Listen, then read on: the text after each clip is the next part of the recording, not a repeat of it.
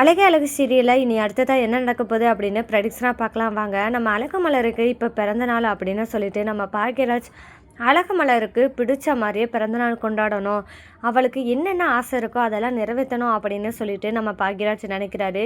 இந்த மாதிரி நேரத்தில் தான் பாக்யராஜ் அழகு மலர் மேலே அதிக பாசமும் செலுத்துறாரு. இவங்க ரெண்டு பேர்த்துக்குள்ள நெருக்கமும் அதிகமாக ஆரம்பிக்குது.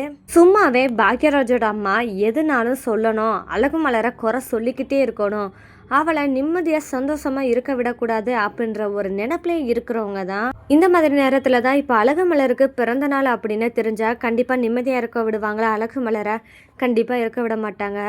அப்படி என்ன பண்ண போகிறாங்க இவங்க? இதை எது கேள்வி கேட்குறது? அழகுமதியாக இல்லாமல் நம்ம பாக்யராஜா இருந்தால் கண்டிப்பாக நல்லாயிருக்கும் அப்படின்னு நினைக்கிறவங்க மறக்காமல் இந்த வீடியோவுக்கு லைக் பண்ணி தெரிவிங்க. பாக்யராஜ் எப்போவுமே தன்னோட அப்பா அம்மாவுக்கு மதிப்பும் மரியாதையும் கொடுக்கணும், எந்த இடத்துலையும் அவங்கள குறைவில்லாமல் வச்சுருக்கணும் அப்படின்னு நினைக்கிறவர் தான் இந்த பாக்யராஜ்.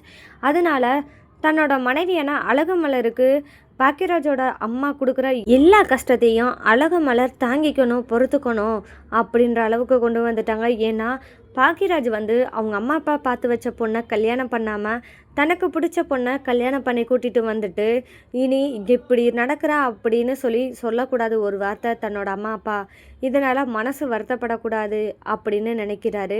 என்னதான் இருந்தாலும் தன்னோட அம்மா அப்பாவுக்கு மரியாதை கொடுக்கணும்னு நினச்சாலும் தன்னோட காதல் மனைவியான அழகு மலர் கஷ்டப்படுறாளே, எல்லாத்துக்கும் நான் தான் காரணம் அப்படின்னு சொல்லிட்டு ஃபீல் பண்ணுற ஆளாகவும் இருக்கார்.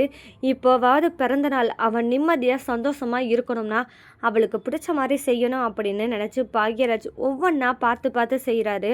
ஆனால் பாக்யராஜ் அழகு மலருக்கு செய்கிற ஒவ்வொரு விஷயத்தையும் பார்த்து பார்த்து பொறாமப்படுறாங்க பாக்யராஜோட அம்மா. பாக்யராஜும் தன்னோட காதல் மனைவியான அழகு மலருக்கு கரெக்டாக 12 மணி ஆனதுமே பிறந்தநாள் வாழ்த்துக்களை சொல்கிறாரு. அந்த நேரத்தில் நம்ம அழகு மலர் ரொம்பவே சந்தோஷப்படுறாரு. பரவாயில்ல, தன்னோட வீட்டுக்காரு ரொம்பவே நம்மளோட பிறந்தநாளை ஞாபகம் வச்சுருக்காரு, இந்த அளவுக்கு நம்ம மேலே காதல் வச்சுருக்காரு அப்படின்னு நினச்சி ரொம்பவே சந்தோஷப்படுறாங்க அழகு மலர். இந்த மாதிரி தருணத்தில் தான் பாக்யராஜ் அழகு மலர்கிட்ட ஒரு வாக்குறுதி கொடுக்குறாரு. என்னென்னா, மலரே இன்னைக்கு உனக்கு பிறந்த நாள், அதனால் இன்னைக்கு முழுவதுமே உனக்கு பிடிச்ச விஷயங்களை மட்டுமே செய்யணும்னு ஆசைப்படுறேன், உனக்கு என்ன தோணுதோ கேளு, கண்டிப்பாக நான் செஞ்சு கொடுக்குறேன் அப்படின்னு சொல்லிட்டு பாக்யராஜ் சொல்கிறாரு. அது மட்டும் இல்லாமல் நைட்டு டின்னருக்கு போகலாம், வெளியே போய் ஒரு ரைடு போயிட்டு வரலாம், இந்த டயத்தில் உனக்கு பிடிச்சது எல்லாமே நான் வாங்கி கொடுக்குறேன். அப்போ தான் அழகு மலர் ஒரு ரெக்வஸ்ட் வைக்கிறாங்க பாக்யராஜ் கிட்ட. என்னன்னு பார்த்தா, இங்கே பாருங்கள் பாக்யராஜ், நீங்கள் எனக்கு இப்போ பிறந்தநாள் விஷ் பண்ணதே எனக்கு ரொம்பவே சந்தோஷமாக இருக்குது, ஆனால் இப்போ நைட் டைம் வேணாமே அப்படின்னு சொல்லி கேட்குறாங்க. சரி, நைட் டைம் வேணாம்னா காலையில் போகலாம், உனக்கு எங்கெங்கே போகணும்னு சொல்கிறியா அங்கே போய் நான் கூட்டிகிட்டு போகிறேன் அப்படின்னு சொல்கிறாரு பாக்யராஜ். அதனால் நம்ம மலர் என்ன சொல்கிறாங்கன்னா, முதல் கட்டமாக தன்னோட விருப்பத்தை என்ன கேட்குறாங்கன்னா, எனக்கு கோயிலுக்கு போகணும் அப்படின்னு சொல்லி கேட்குறாங்க. அதுவும் நம்ம 2 பேரும் பாப்பாவும் சேர்ந்து போகலாம் அப்படின்னு நினைக்கிறாங்க. அதை கேட்டதுமே சரி அதையும் செஞ்சிடலாம் அப்படின்னு சொல்லிட்டு நினைக்கிறாரு பாக்யராஜ். இந்த சந்தோஷத்தோடைய அழகு மலர் காலையில் எழுந்ததுமே நல்லபடியாக குடிச்சு கிளம்புறாங்க. இந்த மாதிரி தருணத்தில் தான் பர்த்டே விஷ் பண்ணணும் அப்படின்னு சொல்லிட்டு நம்ம அழகுமதியும் வராங்க. ஹாப்பி பர்த்டே அக்கா அப்படி அழகுமதி சொல்கிறாங்க. இதை கேட்டதுமே ரொம்பவே தேங்க்ஸ் மதி அப்படின்னு மலர் சொல்கிறாங்க.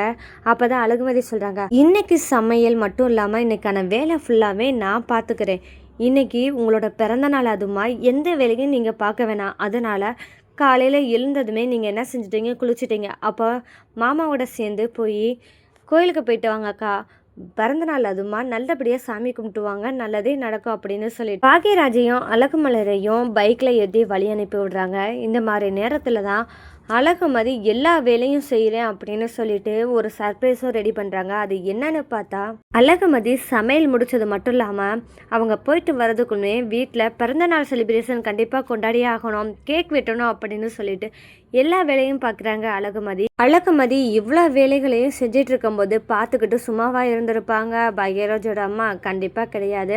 ஆனால் அதுக்கான சுச்சுவேஷனும் அமையலை. ஏன்னா பாக்யராஜோட அம்மா என்ன சொல்லிட்டாங்கன்னா, எனக்கு கை கால் வலிக்குது, அதனால் கொஞ்சம் ரெஸ்ட் எடுக்கலான்னு இருக்கேன் அப்படின்னு சொல்லிட்டு போய் தூங்க போயிடுறாங்க. இந்த மாதிரி நேரத்தில் தான் நம்ம அழகுமதி இதுதான் சரியான தருணம் அப்படின்னு சொல்லிட்டு டெக்கரேஷன் வேலையெல்லாம் பார்க்குறாங்க.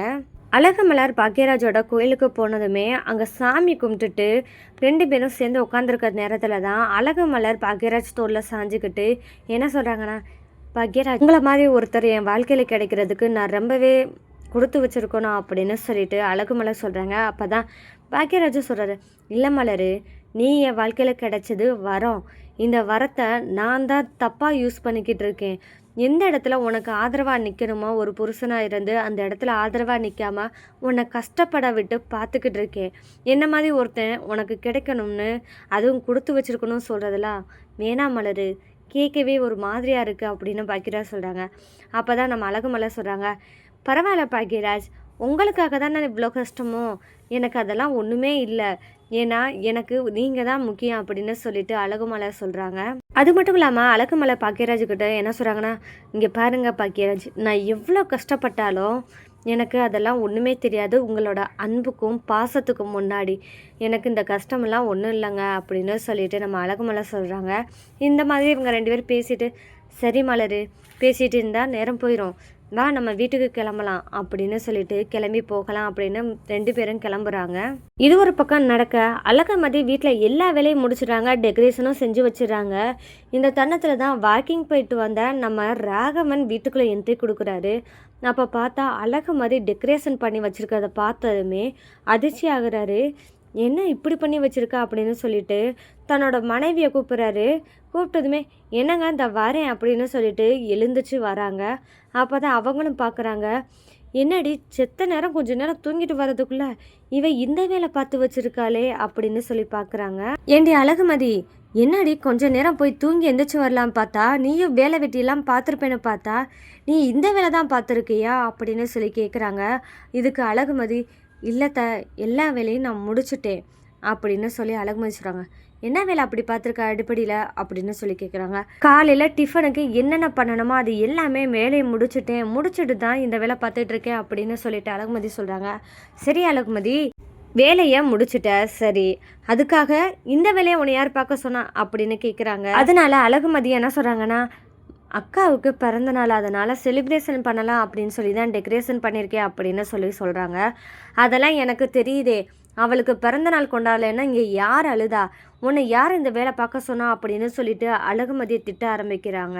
இதெல்லாம் பார்த்தா ராகவன் பொறுமையாக இல்லாமல் வீட்டில் பெரியவங்க இருக்கிறதுனே ஒரு மரியாதை இல்லை, என்னென்ன பார்க்குதுங்க பாரு வேலையை. பிறந்தநாள் கொண்டாடினா சின்ன பிள்ளைகளுக்கு தான் கொண்டாடுவாங்கன்னு நம்ம கேள்விப்பட்டிருக்கோம்.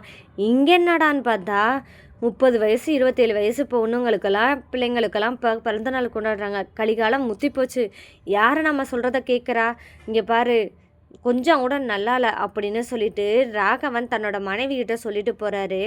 இந்த இடத்துல தான் அழகுமதி ராகவன்கிட்ட போய் சொல்கிறாங்க, குழந்தைகளுக்கு தான் பிறந்தநாள் கொண்டாடணும்னு எந்த ஒரு ரூல்ஸும் கிடையாது. நம்மளுக்கு பிடிச்சவங்களுக்கு எப்போ வேணாலும் எந்த வயசில் வேணாலும் பிறந்தநாள் கொண்டாடலாம். நீங்கள் தான் புதுசாக ரூல்ஸ் போடுங்க அப்படின்னு சொல்லிட்டு நம்ம அழகுமதி சொல்கிறாங்க. இந்த மாதிரி நேரத்தில் தான் நம்ம அழகுமலரும் பாக்கியராஜும் என்ட்ரி கொடுக்குறாங்க. பாக்கியராஜ் வீட்டுக்குள்ளே இருக்கிற டெக்கரேஷன் பார்த்ததுமே ரொம்பவே சந்தோஷப்படுறாங்க. பாக்கியராஜ், அழகுமதி இதெல்லாம் யார் பண்ணா அப்படின்னு கேட்க, நான் தான் பண்ணேன் அப்படின்னு சொல்கிறாங்க அழகுமதி. பரவாயில்லைப்பா, நானே இதை பண்ணணும்னு நினச்சேன், இந்த அளவுக்கு நீ பண்ணியிருப்பேன்னு நான் நினச்சே பார்க்கல, ரொம்பவே நல்லா பண்ணியிருக்க அப்படின்னு சொல்லிட்டு பாக்கியராஜ் அழகுமதியை பாராட்டவும், அந்த இடத்துல பாக்கியராஜோட அப்பாவான ராகவன் இருக்கிறதும் தன்னோட அம்மா இருக்கிறதையும் பார்க்காத பாக்கியராஜுக்கு அப்போ தான் ராகவன் தெரியப்படுத்துகிறாரு, தானும் இருக்கேன், நாங்களும் உட்காந்துருக்கோண்டா அப்படின்னு சொல்லிட்டு பாக்கியராஜுக்கு தெரியப்படுத்த அப்போ பாக்கியராஜ் அமைதியாகிறாரு. அப்போ தான் பாக்கியராஜோட அம்மா ஒரு வேலையை ஸ்டார்ட் பண்ணுறாங்க. என்னன்னா, எப்பவும் அழகுமலர் வெளியே போயிட்டு வந்தால் எப்போவுமே வேலை சொல்கிறவங்க இப்போ சும்மா இருப்பாங்களா? அழகுமலர் உள்ளே வந்ததுமே, மலரு நீ போனதும் போனால் கோயிலுக்கு இவ வீடை 2 ஆக்கிட்டா, அங்கே பாரு சமையல் கட்டை போய் பாருவேன், என்னென்ன செஞ்சுருக்கான்னு ஃபஸ்ட்டு பாரு, டின்னருக்கு உன் மாமாவுக்கு டைம் ஆகுது, போய் வேலையை பாருமா அப்படின்னு சொல்லிட்டு மலர்கிட்ட சொல்ல அப்போ தான் பாக்கியராஜுக்கு இன்னும் கோவம் அதிகரிக்குது. இப்போ தான் மலர் கோயிலுக்கு போயிட்டு வந்திருக்கா, இன்றைக்கி பிறந்த நாளும் கூட, இன்றைக்காவது அவளுக்கு ரெஸ்ட்டு கிடைக்கும்னு பார்த்தா திரும்பவும் அடுப்படைக்கு தான் போக சொல்கிறாங்களே அப்படி நினைக்கிறாரு பாக்கியராஜ். இந்த இடத்துலையும் நம்ம பாக்கியராஜ் வாயை திறந்து பேசினா நல்லா இருக்கும் அப்படின்னு பார்த்தா ஒரு கட்டத்துக்கு மேலே பாக்கியராஜால் கோவத்தை கண்ட்ரோல் பண்ண முடியலை. ஏன்னா ராகவன் இப்போ அழகுமலர் பிறந்தனால கொண்டாட விடாமல் தடுக்க போகிறாரு. இந்த இடத்துல பாக்கியராஜ் என்ன பண்ண போகிறாரு அப்படின்றதாங்க இனி வரப்போகிற எபிசோடில் ட்விஸ்டாக இருக்க போகுது. இந்த இடத்துல பிறந்தநாள் பரிசு அழகுமலருக்கு நான் எப்பவும் கூட இருப்பேன், துணையாக இருப்பேன், யாரையும் உன்னைய கஷ்டப்பட விட மாட்டேன் அப்படின்னு சொல்லி நிரூபிக்க போகிறாரா அப்படின்றதாங்க இனி வரப்போகிற எபிசோடில் அடுத்தடுத்த ட்விஸ்ட்டாக இருக்க போது. இந்த மாதிரி சுவாரஸ்யங்களை நீங்கள் தெரிஞ்சுக்கணும், மறக்காமல் நம்ம சேனலை சப்போர்ட் பண்ணுங்கள்.